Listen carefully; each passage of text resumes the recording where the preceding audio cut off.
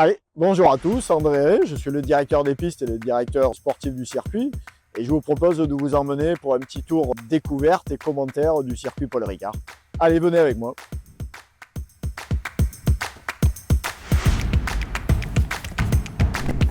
On est dans la ligne droite des stands. Alors cette ligne droite des stands fait 950 mètres, ce qui permet quand même aux voitures les plus rapides d'atteindre les 300 km/h. On est là dans la verrerie, virage gauche-droite emblématique. On utilise une portion qui avait été recréée pour diminuer un peu la vitesse parce que l'ancienne verrerie était un virage qui se prenait à plus de 300 km/h. Alors on l'a diminué pour des raisons de sécurité évidentes. Et on va aborder le virage, donc les S de l'aéroport, virage très technique, avec ici donc une épingle très serrée, avec des vitesses très réduites, même pour des F1. On va repartir sur des virages plus rapides avec le droite Sainte-Baume, qui est un virage qui se prend en accélération continue. On rentre dans le gauche, c'est un des premiers grands moments du circuit Paul Ricard, ça se passe à de grandes vitesses.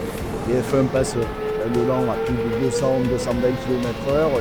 C'est le seul virage où on est un bac à gravier qui nous a été demandé pour les compétitions moto. Ligne droite Mistral, on a une version avec la ligne droite complète qui fait 1 km 850, donc très belle ligne droite qui permet de prendre des vitesses assez impressionnantes avec les GT qui viennent s'entraîner pour le Mans ou le LMS avec des vitesses de pointe aux alentours de 330, 340. Des configurations différentes, notamment pour la F1 où on préférait prendre des virages donc avec un virage à gauche suivi d'un virage à droite qui permettait à la fois des dépassements et du spectacle. On a aussi des virages assez lents avec une vitesse corde là, aux alentours de 80-90 km/h pour les plus rapides. Et on rejoint ensuite la ligne droite du Mistral pour rentrer dans un des monuments du circuit Paul Ricard qu'on appelle la courbe de Cygne, un virage mythique. Là aussi à noter que les F1 avec leur appui aérodynamique arrivent à rentrer là-dedans à des vitesses supérieures à 300-310 km/h, donc avec des forces latérales supérieures à 5 G, donc c'est vraiment un grand moment. Et c'est pour ça qu'on a ces larges dégagements, ce qu'on appelle les run-off chez nous. On rentre ici dans le double droite du Bossé. Alors avec des trajectoires différentes, on avait un Prost qui préférait rester extérieur, un Senna qui restait un peu plus intérieur. Très beau virage, là, très technique. On raccélère une ligne droite et on rentre dans une partie qui, elle, a été modifiée par rapport à l'origine, avec la courbe de Bendor. Long virage très technique avec une corde très tardive, où il faut bien s'appliquer pour accélérer assez tôt.